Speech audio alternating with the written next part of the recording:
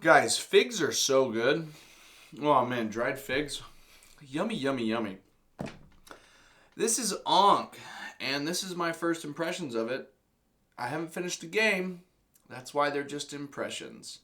Even though most of my impressions are after I've played one or two games. This is less than one game. Self-doubt timestamp. Alright, I'm Devin, your friendly neighborhood board gamer. This is Devin Talks Tabletop, the YouTube channel where the games are made up. What I say doesn't matter. And Ankh is the first of the Eric Lang, Simon mythological trilogy that I have experienced. There's Ankh, Gods of Egypt. There's Rising Sun. And then there's Blood Rage. This is the first one that I have forayed into or experienced a little bit. I have not finished a full game. I did about a third of a game.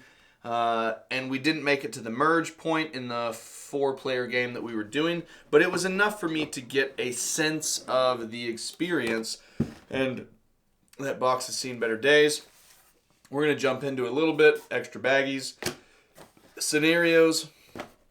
If you are unfamiliar with Ankh or a lot of these Eric Lang Simon titles, this trilogy is really like an area control trilogy where each game then has its own. Man, that's like so much of the whole picture up there. Anyways, they're all area control, but they each have their own nuances, their own design, kind of permutations that switch them out and make them different from one another. Ankh starts off as a spatial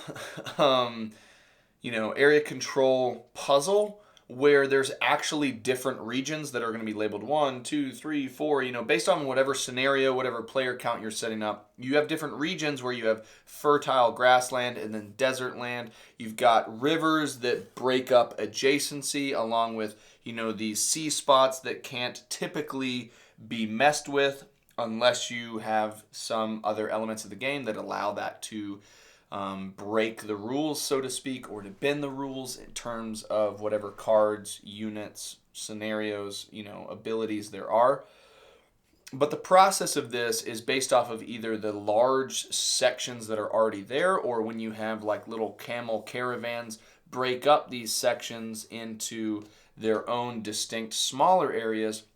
You're going to be progressively fighting for smaller and smaller locations as you increase the size of your own territory or presence through monuments that you have, either obelisks or temples or pyramids. And those have abilities on them, and based off of your god powers that you activate, whenever you use the Ankh ability, you can pay for god powers, and those then allow you to kind of focus in on certain elements. Maybe you want pyramids to produce more units around your periods. Maybe you want temples to increase the strength of your control in certain areas. Maybe you want obelisks to allow for essentially portaling and non-adjacent movement. Each god has their own special ability that is used in gameplay, usually through conflict, and that may be you would have Anubis who grows stronger with the more enemy units that he takes up to a maximum of like 4 strength, which is quite a bit for a god. And then you might have people like Osiris who deal with the underworld. You might have people like, who did I have? I'm trying to remember who I had now. I can't remember who I had, but it was someone who is able to play 2 cards in a combat instead of 1 once per conflict event. And so you're kind of trying to use your turns and your actions in which you're using a descending track of action selection, which pushes every action that's taken, that individual action track shifts up towards a break point. And when you hit that break point, you shift kind of the game track along its path, which pushes you towards different conflict events where you resolve territories. And it also pushes you towards the further division of these locations with camel caravans, and it also pushes you towards the end game kind of avalanche where the last 2 gods in place merge into one god, and then they're a more competitive player for the other players to deal with or contend with as you're moving up the devotion track.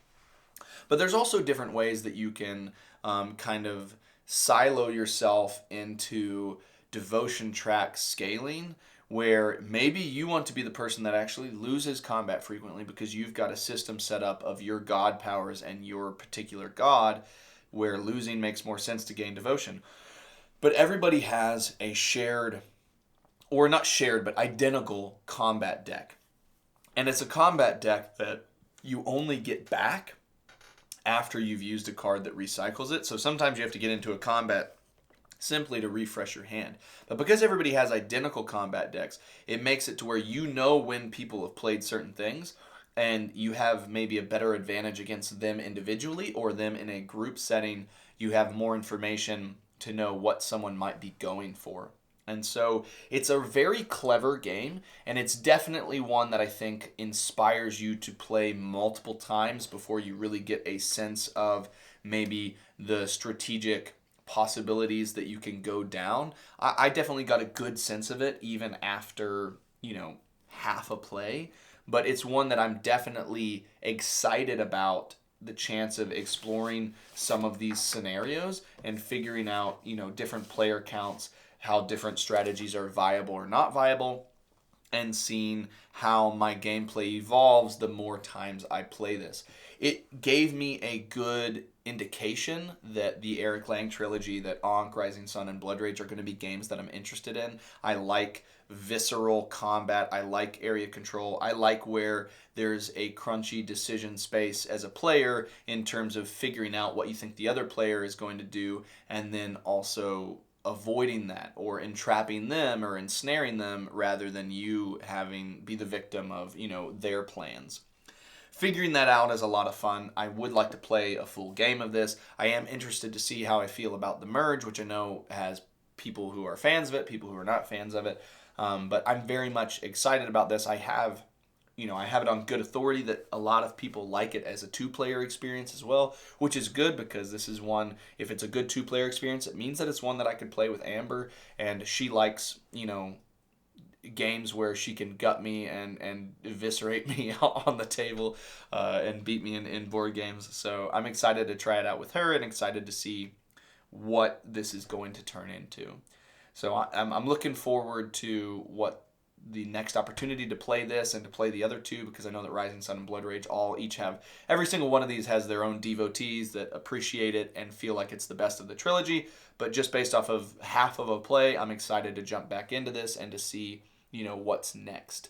So for sure, I'm looking forward to it. I have, a good first impression based off of the small amount of play that I had. I do think that, Thanksgiving for us is much more like, it's starting to be, because there's a lot of people who do enjoy games, it's much more manageable when we can play games that accommodate larger player counts or do smaller player counts for these big games and then get through them. So we opted not to finish this. It wasn't that we just never got back around to it. It's just we opted to stop playing because we knew that it would take several more hours to kind of like move through this with all of the distractions, all of the the kids that are there, the meal times that we got to take breaks for. So we opted not to finish this, but I am excited to get back into the world of Ankh because I had a really good time learning it, and then also seeing the possibilities kind of like formulate in my mind while I was like, I could see where, you do this and you do this, and with that god, you might want to go this direction. So the different combinations that you can create and innovate with as a player, I think, make this a fun experience. So I'm looking forward to trying it again. But again, this is just the barest of bare first impressions because I haven't finished a full game of it yet. But I'm looking forward to it. This is Ankh, Gods of Egypt from Simon, designed by Eric Lang with art by Adrian Smith. So let me see if I can put this up without destroying the board. It's definitely been, it's had some love. It's had some love, which is a good sign, It's a good sign to have some love in a game like this. I just need to make sure that I need to like glue that somehow or tape that. Maybe tape it on the inside and the outside just to where it's safer. All right, there's Ankh. I'm done with. Oh no! See that was not good for the box. That was not good for the box, guys. I heard it the box. I heard the box. All right. Timestamp. If you have a favorite Eric Lang game of that trilogy of Blood Rage, Rising Sun, or Ankh, let me know which one it is and why. If you don't like Ankh, let me know and why.